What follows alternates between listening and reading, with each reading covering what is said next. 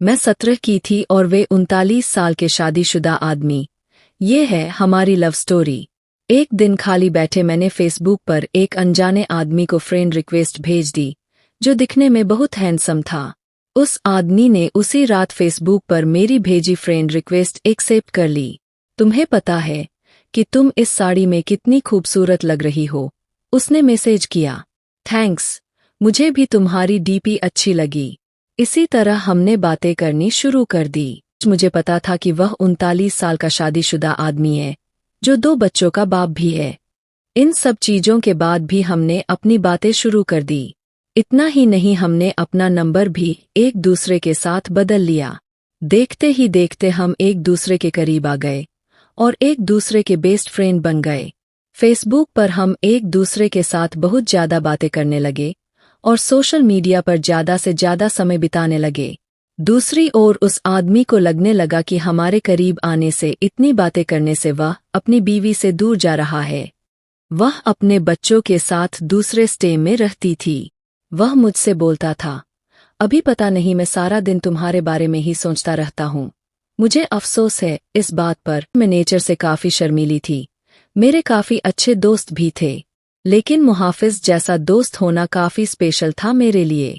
1 महीने की चैटिंग के बाद हमने स्काइपिंग करना भी शुरू कर दिया। हम उस पर बातें कम और एक दूसरे को घंटों निहारा ज्यादा करते थे। एक रात वह मेरे साथ वीडियो कॉल पर था। उसने बोला, ऐसे देखते देखते कहीं प्यार ना हो जाए। खैर, अब हम रोज ही वीडियो कॉल करने लग गए। हम इतने पास आ चुके थे कि अब हम एक रियल कपल की तरह बिहेव करने लगे थे। हम रोमांस करते, एक दूसरे को चिढ़ाते और थोड़ी लड़ाइयाँ भी करते। कहने का मतलब था कि एक 17 साल की लड़की को 39 साल के आदमी से प्यार हो गया था। प्यार की कोई उम्र नहीं होती। जिस तरह से प्यार की कोई उम्र नहीं होती, उसी तरह से हम दोनों को भी अपना रिश्ता बिल्कुल गलत नहीं लगा। हमें नहीं लगा कि हमने कुछ गलत काम किया है। उसकी बीवी आई इसी दौरान। इसकी बीवी और बच्चे इससे मिलने आए, पर वह फिर भी मुझसे बातें किया करता था। यहाँ तक कि वह अपनी बीवी के सामने भी मेरी कॉल उठा लेता था। उसी दौरान उसकी बीवी उस पर शक करने लगी, क्योंकि अब वह पहले जैसा बिल्कुल भी नहीं रहा। एक रात की बात थी, जब ये दोनों बेड पर सेक्स के लिए गए। तभी इनके फोन पर मैंने मैसेज और अपनी फोटो भेजी। इनकी वाइफ ने उठका फोन जैसे ही खोला, मेरी फोटो उन्हें दिखी।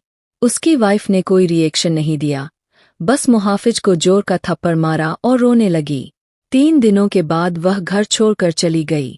मुझे उसकी वाइफ के लिए काफी बुरा लगा, इसलिए मैंने उससे कई दिनों तक बातचीत बंद कर दी। उसकी वाइफ के जाने के बाद हम फिर से मिले और हमने लॉन्ग ड्राइव पर जाने का प्लान बनाया। शाम उसने मुझे प्रपोज किया। मुझे सिर्फ तुम ही चाहिए और कुछ नहीं। अपनी जवानी में मैं काफी सारी लड़कियों से मिला, पर तुम ही एक ऐसी लड़की हो जिसने मेरा दिल चुराया है। वहां कुछ देर के लिए शांति छा गई। फिर उसने मुझे आई लव यू बोला। उसकी आंखों में आंसू थे। हम एक दूसरे को किस करना चाहते थे, गले लगना चाहते थे। तुम्हें ब्लॉक कर रहा हूं। दूसरे दिन मुझे एक मैसेज मिला जिसमें उसने लिखा था, हे डार्लिंग, आई लव यू, लेकिन मेरा परिवार भी है, मेरी कुछ ड्यूटीज भी है। यह मेरा तुमको आखिरी मैसेज है। मुझे प्लीज कॉल या टेक्स्ट मत करना। मैं तुम्हें ब्लॉक कर रहा हूँ। मुझे ऐसा लगा कि मानो मैं शादी के बाद विधवा बन गई हूँ। मैं बुरी तरह से टूट चुकी थी, काफी परेशान थी। फिर लौटा वो मेरी जिंदगी में 3 महीने बीत जाने के बाद एक लड़के के साथ रिलेशनशिप में आई। एक दिन मेरे पास किसी दूसरे नंबर से मुहाफिज का मैसेज आया, बानी, इज दैट यू? प्लीज मेरी लाइफ में दोबारा वापस आ जाओ, मैं तुम्हारे बिना नहीं रह सकता। मैं समझ गई कि यह उसी का नंबर है और फूट फूट कर रोने लगी। 1 घंटे की चैटिंग के बाद मेरा दिल फिर से पिघलने लगा। मेरे बॉयफ्रेंड को इन सब चीजों के बारे में कुछ नहीं पता था। मैंने उससे सब कुछ छुपा कर रखा था। मैंने उस पूरी रात केवल मुहाफिज से बातें की। उसने मुझे घर पर लंच के लिए बुलाया। एक दिन मुहाफिज ने मुझे अपने घर पर लंच के लिए बुलाया था। मैंने हाँ कर दी और चली गई। घर जाकर मैंने देखा कि वह खाली था और वहाँ केवल मुहाफिज के कोई नहीं था। उसने मुझे अंदर बुलाकर फ्रेश होने के लिए बुलाया। उसने ढेर सारी बातें की और खाने की टेबल सजाई। मेरे लिए यह सब नया था। मैं केवल इधर उधर देख रही थी। तभी अचानक मैं जैसे ही पीछे मुड़ी उसके होंठ मेरे होंठों पर थे। हम एक दूसरे को किस करने लगे। मैं भूल गई वह कौन है और मेरी उम्र कितनी है।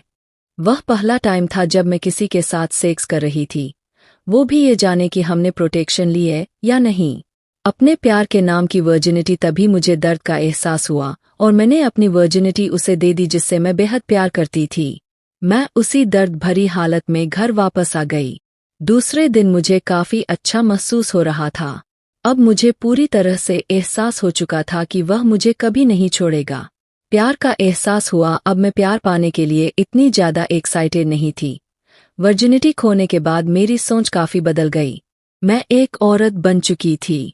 उस दिन मुझे पता चल चुका था कि प्यार का असली मायना क्या होता है। एक दिन मैंने अपनी फीलिंग्स के बारे में मुहाफिज को बताया और बोला कि मुझे हमेशा के लिए छोड़ दे। उसने कहा कि कोशिश करेगा। धीरे धीरे मुहाफिज का नाम मेरी जिंदगी से मिटता चला गया। वह हमेशा रहेगा मेरा पहला प्यार। मैंने उसका नंबर डिलीट कर दिया और उसने भी मुझे ब्लॉक कर दिया। मैंने फिर उसे कभी ट्रेस करने की नहीं सोची, लेकिन उसकी यादें आज भी मुझे डराती है। मैं खुश थी कि मैं इस अजीब से लगने वाले रिश्ते से बाहर आ गई, लेकिन आज भी वह आदमी मेरा पहला प्यार रहेगा।